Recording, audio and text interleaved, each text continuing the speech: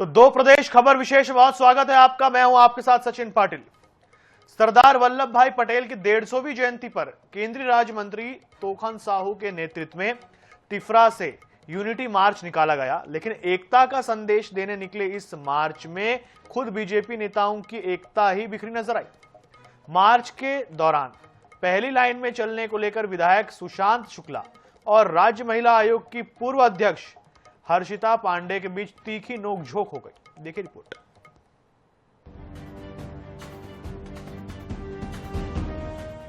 तस्वीरें बीजेपी के यूनिटी मार्च की। इस यात्रा के जरिए बीजेपी देश में एकता का संदेश देना चाह रही थी, लेकिन यूनिटी मार्च के दौरान बीजेपी नेताओं में ही एकता दिखाई नहीं दी।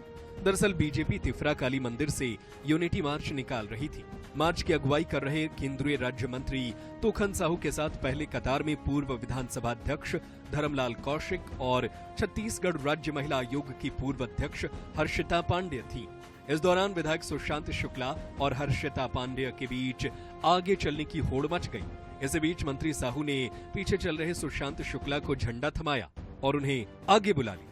यही बात हर्षिता पांडे को नागवार गुजरी और दोनों के बीच बहस शुरू हो गई। बात इतनी बढ़ी कि तोखन साहू को खुद बीच बचाव करना पड़ा।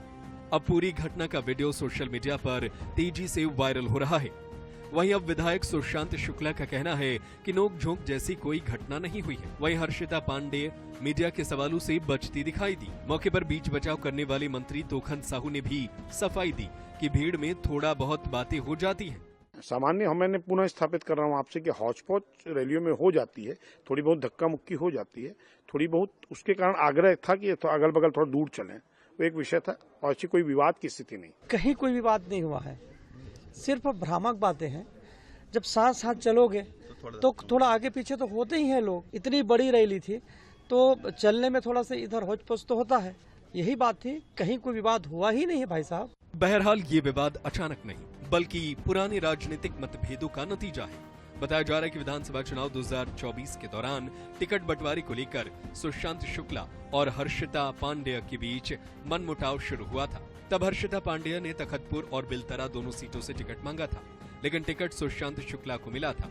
कुल मिलाकर कह सकते हैं कि बीजेपी को एक अनुशासन वाली पार्टी माना जाता है, पर विपक्ष हमेशा बीजेपी के भीतर भी अंतरकला होने का दावा करता है और यूनिटी मार्च विवाद ने बीजेपी की यूनिटी की पोल खोल कर रख दी है।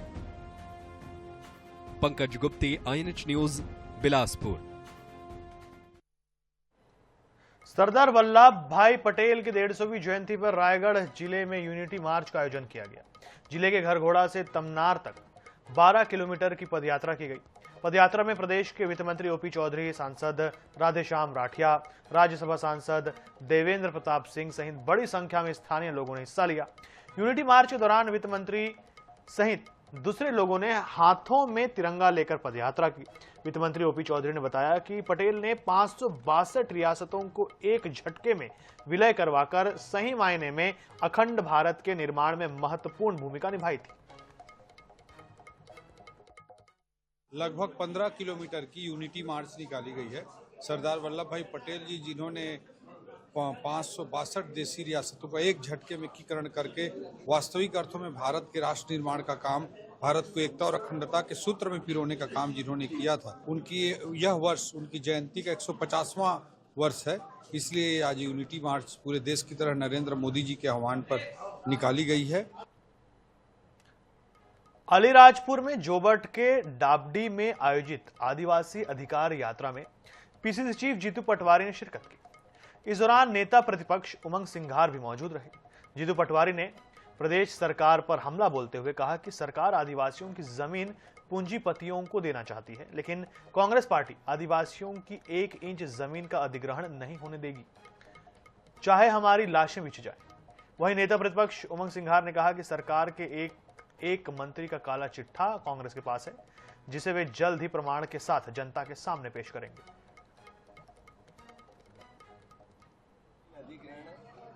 जिस तरीके से हो रहा है उसमें लगभग 1,20,000 हेक्टेयर जमीन सिर्फ आदिवासियों के पूरे मध्य प्रदेश में पिछले 8 साल में छीनी गई योजनाओं के नाम।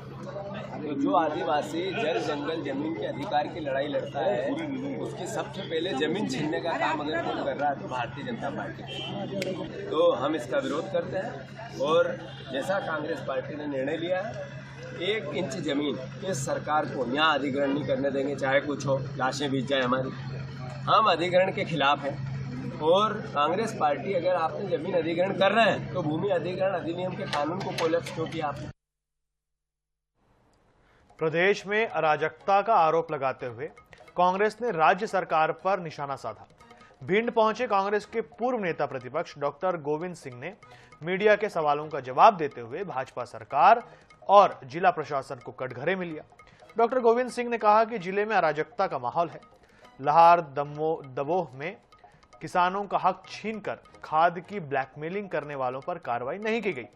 उन्होंने अवैध रेत उत्खनन मामले में भी माफियाओं को संरक्षण देने का आरोप लगाया।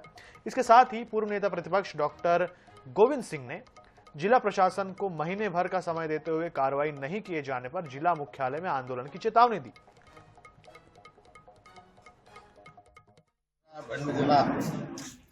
जिला प्रशासन, पुलिस प्रशासन, खनिज और राजस्व के अधिकारी कर्मचारी माफियाओं के सामने, असामाजिक तत्वों के सामने समर्पण कर चुके हैं। लगातार किसानों पर लाठियां चल रही हैं। बच्चियां, पढ़ने वाले छात्र, किसान, महिलाएं रात भर बैठी खाए के गोली के लिए तरस रही हैं खाद की। और यहाँ 24,000 गोली ब्लैक करने वाले लोगों पर कार्रवाई क्यों नहीं हो रही? कोरबा के तराई डांड गांव में देर रात 10 से 15 हथियार बंद बदमाशों ने एक घर में हमला बोल दिया। बदमाशों ने घर के 11 सदस्यों को बंधक बनाया, फिर 1.5 लाख रुपए नगद और सोने चांदी के जेवर लूट लिए। जानकारी के मुताबिक पीड़ित शत्रुघ्न दास एक राशन दुकान का संचालन करता है और खेती किसानी भी करता है। वहीं मामला दर्ज होने के बाद पुलिस ने मौके पर पहुंचकर जांच शुरू की। बालकोट क्षेत्र का यह मामला है, ग्राम तरेईदाड़ है और एक व्यक्ति है शत्रुघ्न दास। इनके यहाँ कल रात्रि में डकैती वाली बात के संबंध में शिकायत दर्ज किया गया। पुलिस की टीम, साइबर की टीम वहां पर उपस्थित है। तथ्यों को एकत्रित किया जा रहा है। जो गवाह है, जो प्रार्थी, उनका बयान लिया जा रहा है। बाकी चीजें आगे जांच में क्लियर होंगी।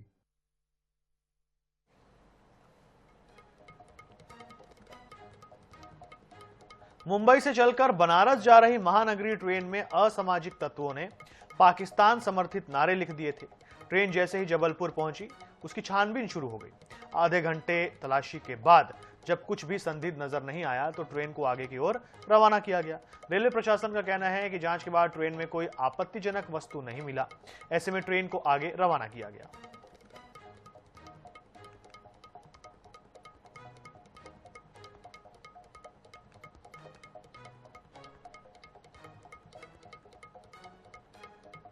जशपुर के दुलदुला थाना क्षेत्र में नाबालिग से दुष्कर्म का मामला सामने आया है।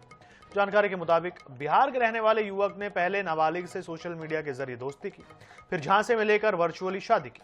इसके बाद युवक ने नाबालिग को ब्लैकमेल कर उसे अपने दोस्त के साथ सुहाग रात मनाने पर मजबूर किया। पीड़िता ने शिकायत की और दोनों आरोपियों के खिलाफ मामला दर्ज कर लिया गया। वहीं पुलिस ने आरोपी कुंदन राज और दिलीप अहिरवार को गिरफ्तार कर लिया है। 2021 में मेरे फोन पे रॉन्ग नंबर से कॉल आया था। वो अपना नाम कुंदन राज बताया था। फिर उससे हम कॉल में वो मेरे से सिंदूर भरवाया। वो मेरा अश्लील वीडियो बना लिया था। वो बोला कि मैं तुम्हारे गांव का एक लड़का को जानता हूँ, उसको मैं भेज रहा हूँ तेरे पास, वो तेरे साथ जो करना है वो करेगा, मैं उसको देखूंगा करके वो बोला। फिर उसके बाद में वो लड़का को भेजा। वो लड़का अपना नाम दीपक यादव बताया। फिर वो मेरे साथ गलत काम किया। एक लड़का जो कि पटना का रहने वाला था, उसने इस लड़की के साथ दोस्ती किया, प्यार का झांसा दिया और इसे बोला कि हम दोनों शादी कर लेते हैं। और इसने मोबाइल पे ही वर्चुअल शादी किया इस लड़की के साथ, क्योंकि बोला कि हमारी शादी हो गई, सुहाग रात मनाना है, इसके लिए मैं तुम्हारे गांव के लड़के को जानता हूं, इसको भेजता हूं, इसके साथ तुम्हें संबंध बनाना है। और इसके पूर्व में भी कुछ लड़की का वीडियो बना लिया था, उसको लेके ब्लैकमेलिंग करता था। इंदौर में अवैध शराब के खिलाफ कार्रवाई करते हुए जिला प्रशासन ने अवैध शराब को नष्ट किया। नष्ट की गई शराब की कीमत करीब 2.5 करोड़ आंकी गई है। अपर कलेक्टर के अनुसार साल 2024 में बड़ी मात्रा में अवैध शराब और नशीले पदार्थ जब्त किए गए थे, जिन्हें अदालत के निर्देश पर नष्ट किया गया।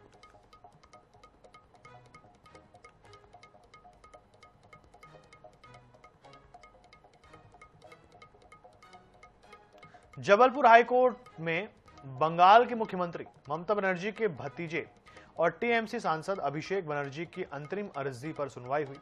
जस्टिस प्रमोद कुमार अग्रवाल की एकल पीठ ने सुनवाई के बाद फैसला सुरक्षित रख लिया।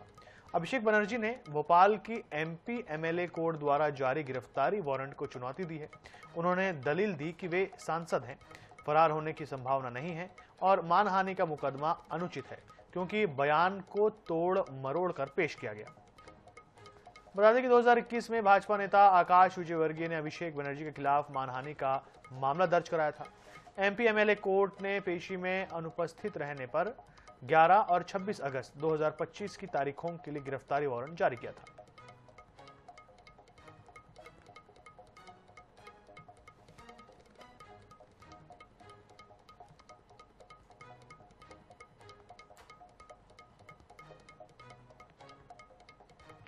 सुकमा में आयोजित बस्तर ओलंपिक के मंच पर अव्यवस्था को लेकर विवाद हो गया।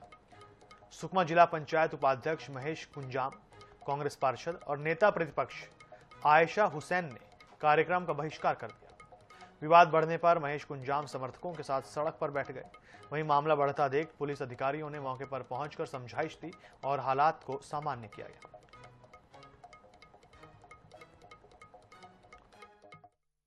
बहुत सारे हो जाएंगे तो हम लोग स्टेज में हम लोग क्या करते हैं, आरक्षित लिख देते हैं ताकि संबंधित व्यक्ति आके बैठ जाए। और कुछ लोग का नाम सहित लिखते हैं, तो हम लोग चाह रहे हैं कि अगली बार ऐसा ना करके आरक्षित ना करके 1-2 को आरक्षित करेंगे, बाकी का हम लोग नाम सहित कर देंगे। अभी बस्तर राज्य मोर्चा है, उसको कोई जानते नहीं है और उस मोर्चा का नाम पहचान बनाने के लिए मंत्री को सामने लाया जा रहा है, बाकी और उससे ज्यादा कुछ भी नहीं है।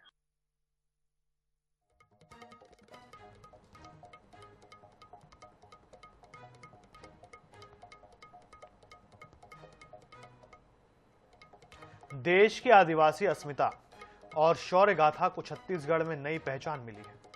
राजधानी नवा रायपुर में पिछले दिनों प्रधानमंत्री नरेंद्र मोदी ने देश के पहले डिजिटल जनजातीय संग्रहालय का लोकार्पण किया था।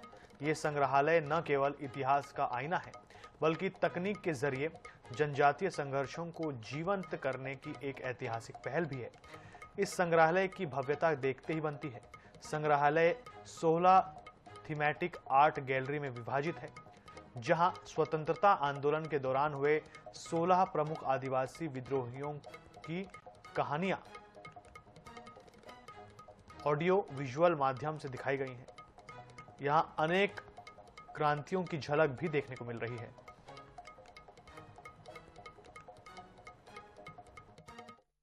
प्रदेश है जहां अलग अलग तरह की परंपरा है, चाहे आदिवासियों की बात करें, अलग अलग जनजातियों की बात करें, अलग अलग परंपरागत तरीकों से त्योहारों को यहाँ पर मनाया जाता है। उसकी एक खूबसूरत दृश्य जो है, उसकी एक झलक जो है वो यहाँ पर दिखाने की कोशिश की गई है। आदिवासी संग्रहालय जो कि नवा रायपुर में बना है और बेहद ही खूबसूरत तरीके से यहाँ पर उसे दिखाने की कोशिश की गई है कि आदिवासी तीज त्यौहार कैसे मनाते थे।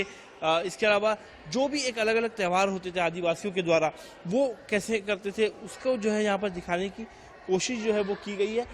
परंपरागत तरीके से कैसे होता धान धोनी, अलग अलग दृश्य तस्वीरें जो है वो यहाँ पर दिखाई गई है। और आप देखते हैं कि छत्तीसगढ़ से दूर दूर से जो लोग हैं वो इसे देखने के लिए यहाँ पर आ रहे हैं। छत्तीसगढ़ का जो हाट बाजार होता है वहाँ पर ये काफ़ी ज़्यादा प्रसिद्ध है और मुर्गा लड़ाई जो है काफ़ी प्रसिद्ध है, खास तौर पर बस्तरी क्षेत्रों में जो ये आदिवासी संग्रहालय बनाया गया। इसमें बेहद ही अलग अलग तरह के दृश्य आदिवासियों के कहीं ना कहीं जो उन पर अत्याचार किया गया उससे लेकर के उनकी पूरी जीवन शैली, किस तरीके के घर में रहते थे, क्या खाते थे, कैसे बनाते थे, उनका रहन सहन, सभी चीज़ें जो है वो यहाँ पर दिखाई गई कि आदिवासियों का भोजन किस तरीके से होता है।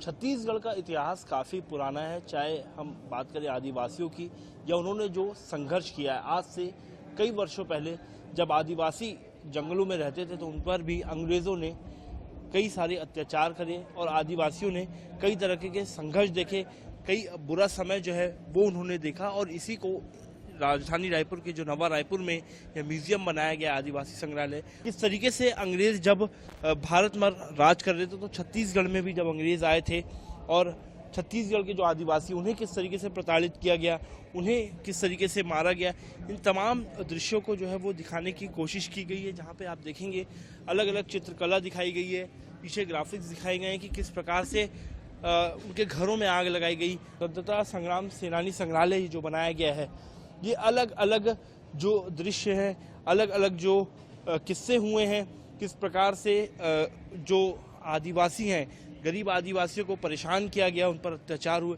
इन तमाम चीज़ों को जो है वो यहाँ पर दिखाया गया इस गैलरी के माध्यम से। बेहद ही खूबसूरत तरीके से तमाम चीज़ों को इस म्यूजियम के माध्यम से दिखाया गया है। छत्तीसगढ़ की कला संस्कृति, आदिवासी कला संस्कृति अब देश के कोने कोने तक इस म्यूजियम के माध्यम से, जो है आदिवासी संग्रहालय के माध्यम से पहुंच रही है। छतरपुर में जमीन विवाद को लेकर कलेक्टर जनसुनवाई में बड़ा मामला सामने आया। कदारी गांव के महेंद्र मिश्रा ने शिकायत में आरोप लगाया कि कुछ लोगों ने राजस्व अधिकारियों की मिलीभगत से उनकी पैतृक जमीन हड़पने की साजिश रची। महेंद्र मिश्रा के मुताबिक फर्जी जांच रिपोर्ट तैयार कर कमिश्नर के आदेश के विपरीत जमीन की प्रविष्टि बदलकर उसे बेचने की कोशिश की गई। मामला पहले से सिविल कोर्ट में विचाराधीन होने के बावजूद अधिकारियों ने मनमाने तरीके से रिपोर्ट बनाकर प्रकरण आगे बढ़ाया। महेंद्र मिश्रा ने उच्च स्तरीय जांच और भूमि फिर से अपने नाम दर्ज करने की मांग की है। वहीं दूसरे पक्ष ने भी निष्पक्ष जांच की गुहार लगाई है।